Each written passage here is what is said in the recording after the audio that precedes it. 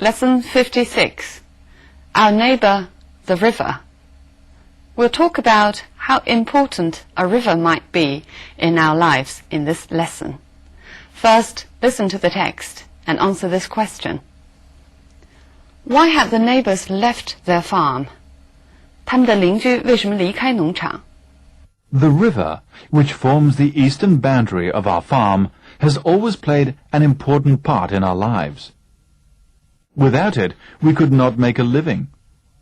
There is only enough spring water to supply the needs of the house, so we have to pump from the river for farm use.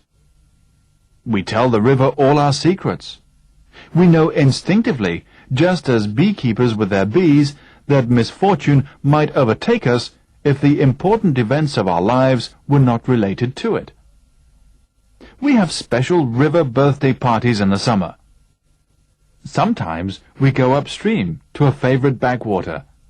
Sometimes we have our party at the boathouse, which a predecessor of ours at the farm built in the meadow hard by the deepest pool for swimming and diving.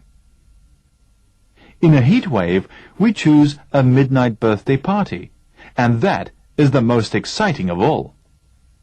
We welcome the seasons by the riverside, crowning the youngest girl with flowers in the spring, holding a summer festival on Midsummer Eve, giving thanks for the harvest in the autumn, and throwing a holy wreath into the current in the winter. After a long period of rain, the river may overflow its banks. This is a rare occurrence, as our climate seldom goes to extremes. We are lucky in that only the lower fields, which make up a very small proportion of our farm, are affected by flooding. But other farms are less favorably sited, and flooding can sometimes spell disaster for their owners. One bad winter, we watched the river creep up the lower meadows. All the cattle had been moved into stalls, and we stood to lose little.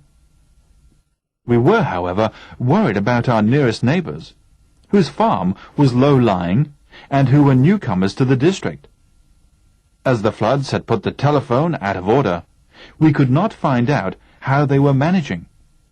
From an attic window, we could get a sweeping view of the river where their land joined ours, and at the most critical juncture, we took turns in watching that point.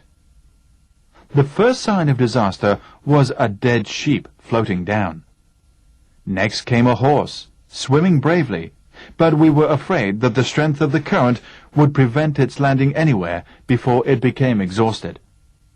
Suddenly, a raft appeared, looking rather like Noah's Ark, carrying the whole family, a few hens, the dogs, a cat, and a bird in a cage.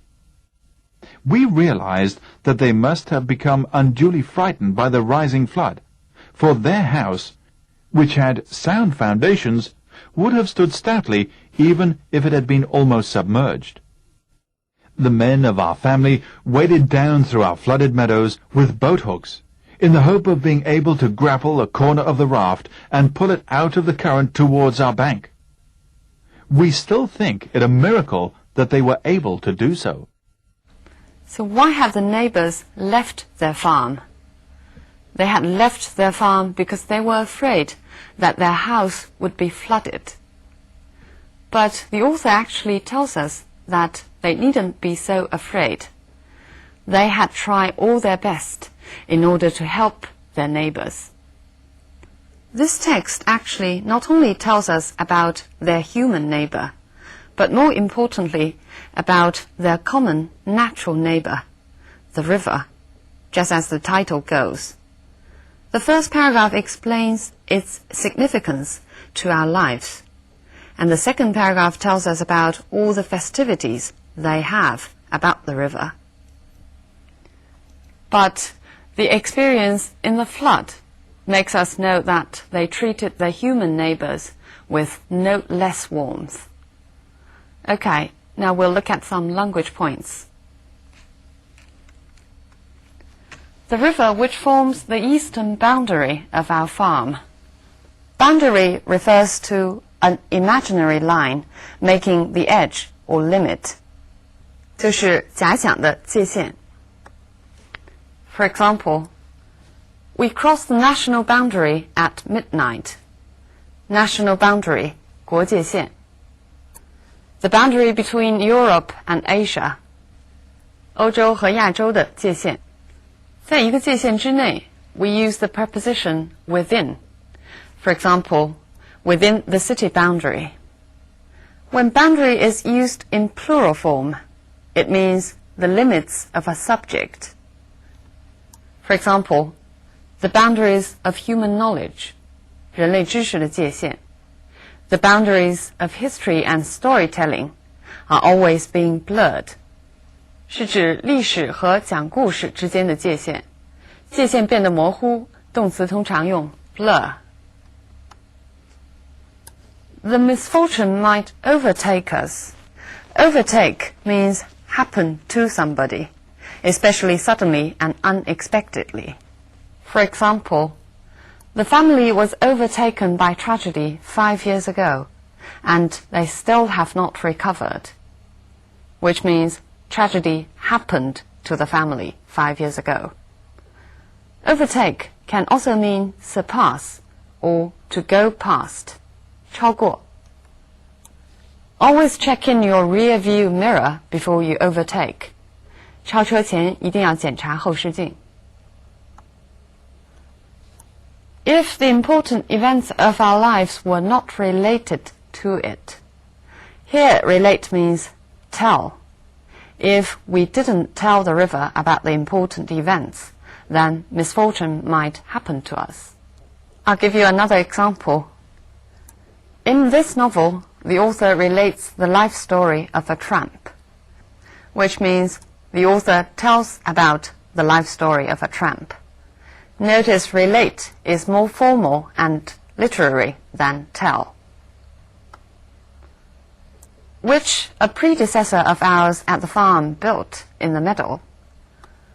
A predecessor of somebody means somebody who did the job before. In this text, it refers to somebody who lived there before.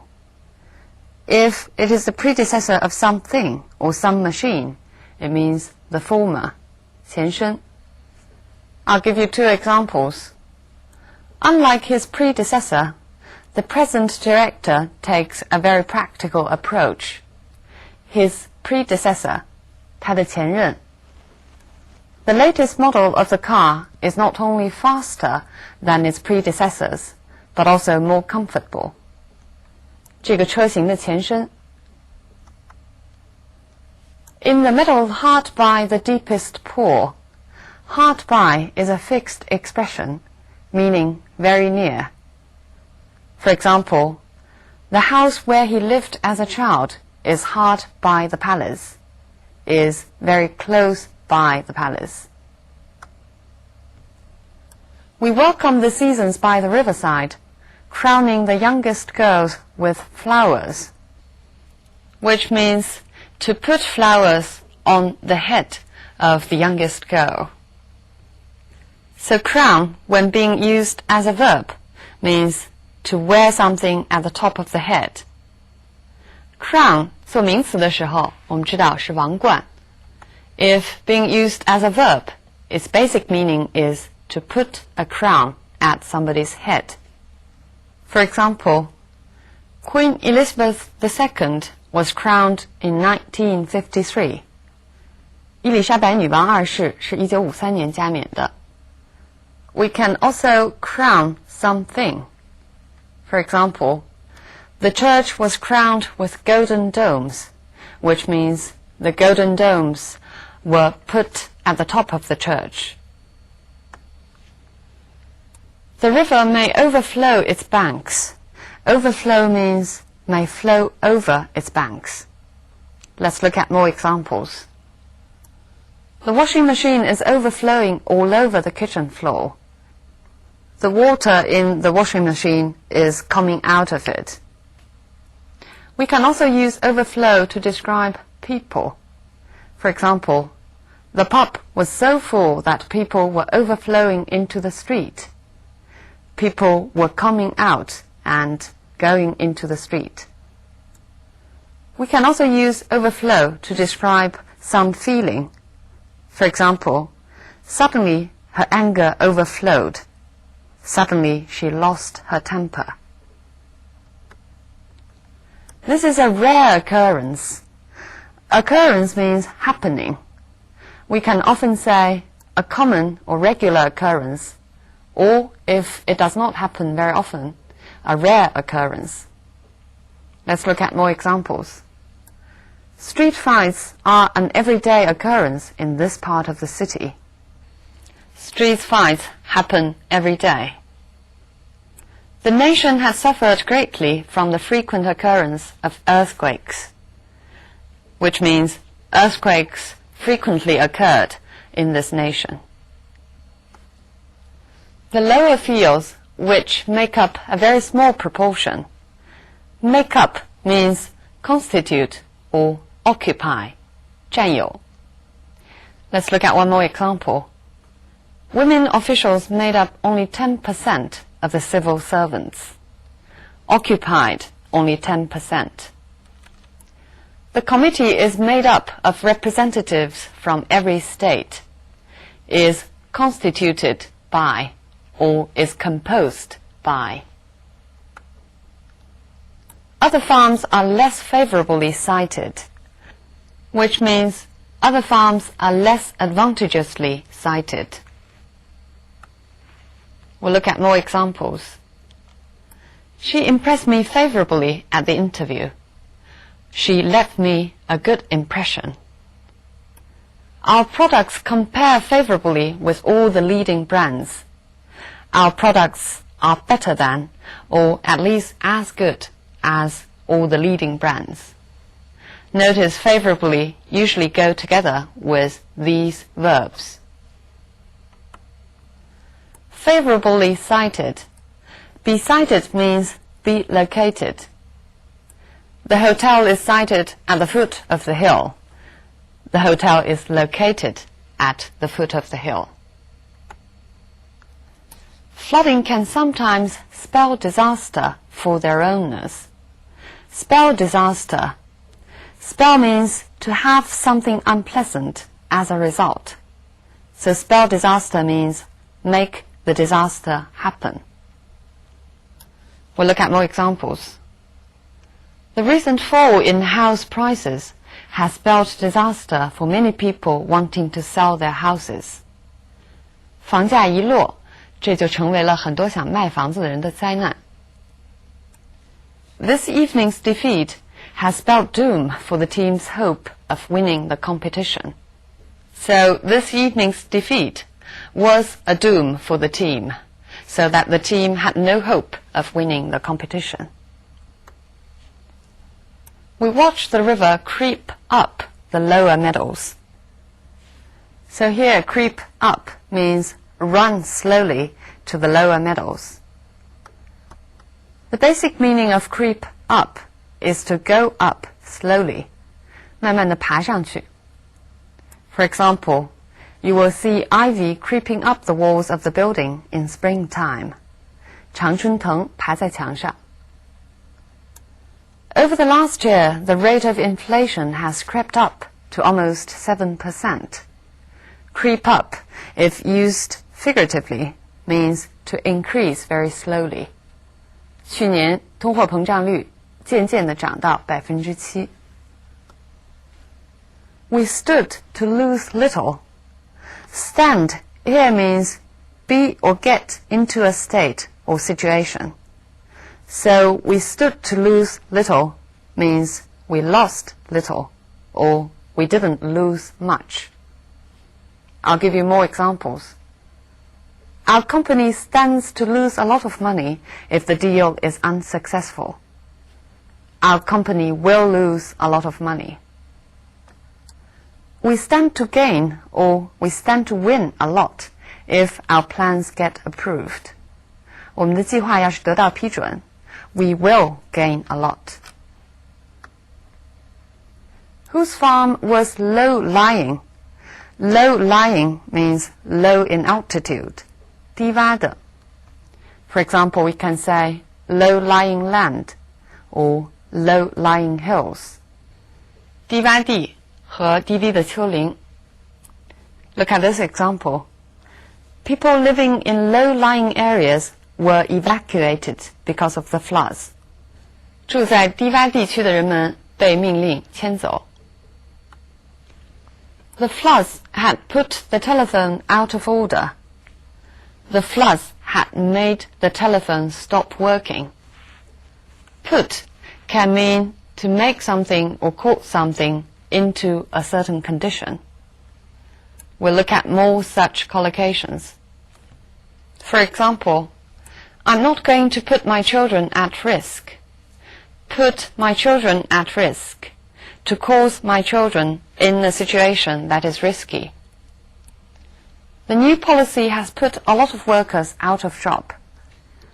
Put somebody out of a job means to cause somebody to lose job.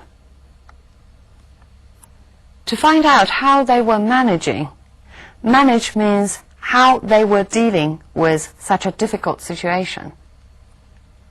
For example, we can say, are you sure that you can manage on yourself? Are you sure you are able to handle the situation?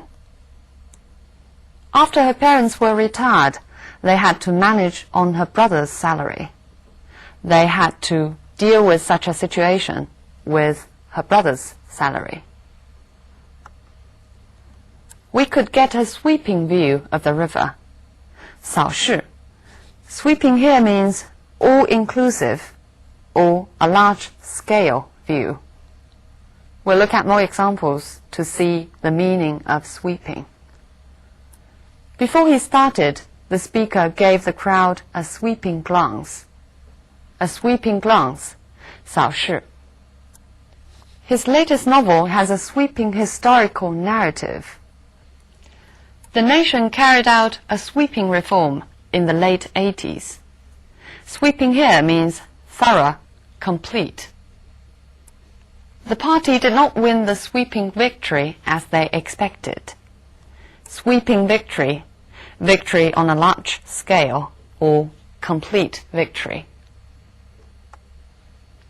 At the most critical juncture, critical here means the most crucial moment. For example, the experiment is at a crucial point. We'll know the result in an hour. 是在最紧要的关头。Your support is critical to our project. 对什么事情关键，用介词 to. In these two examples, critical has other meanings. This is a critical essay on modern paintings. 评论性的文章。Do you have to be so critical of me all the time? Do you have to be so picky on me? 挑剔的。At the most critical juncture, juncture means a point in time. It's a formal word. For example, at this juncture, it's impossible to say whether the patient will make a full recovery. 现在, at this juncture means at this moment of time. We took turns in watching that point. Take turns means you do things one after another. So here it means we watched that point one after another. Let's look at more examples. We take turns to do the cooking. I'll do this one day and you will follow the other day. 轮流做饭. I'm tired. Do you want to have a turn? Or do you want to take a turn? Do you want to succeed? 你想不想来接着做? If you give the wrong answer, you have to miss a turn, which means you will not be given the turn this time. They must have become unduly frightened. Unduly means more than that is necessary or reasonable. So become unduly frightened means they have become more frightened than necessary. I'll give you more examples. There is no need to be unduly pessimistic about the situation. There's no need to be too much pessimistic. She didn't seem unduly concerned about her son's health. which means she was not concerned to an unreasonable degree. Which had sound foundations. Sound here means be in good condition. Let's look at more examples of sound in this sense. His body is very sound considering his age. His body is very healthy. Was she of sound mind after the accident? Was she mentally still healthy? He supported his proposal with sound arguments. Sound arguments means well-grounded arguments, well-made arguments. Are you a sound sleeper? A sound sleeper, 睡觉沉的人. We have mentioned before how adverbs can actually serve the function of a clause. This text has more examples. Other farms are less favorably cited. So the adverb favorably actually gives us a very important information, which is about the less advantageous position of the other farms. They must have become unduly frightened. The adverb unduly tells us that their fear was groundless. They were actually secure. Would have stood stoutly. Stoutly tells us about the solid foundation of their house, which is the objective fact that is also essential to the story. The horse is described as swimming bravely. Here it's different from the above two examples. It's a common usage of the adverb, but it's used to describe a horse. It's called personification. 其实是拟人的用法. Coming back to the text itself, I guess it's not difficult for us to understand the content, since in our own culture there are two great rivers, Yangtze River and the Yellow River, and we have always regarded the Yellow River as the mother river. Actually, in ancient times, rivers had been the origins of civilizations. For example, Egypt was founded on River Nile, 尼罗河, and India on River Ganges, 恒河. Rivers are important in England as well. We all know the famous river Thames. It is called Father Thames by the British people. In America, of course, the most important river is the Mississippi. If you want to know more about the river, maybe you can try to read Mark Twain's book, which is entitled Life on the Mississippi. Right, so much on rivers. I'll see you next time.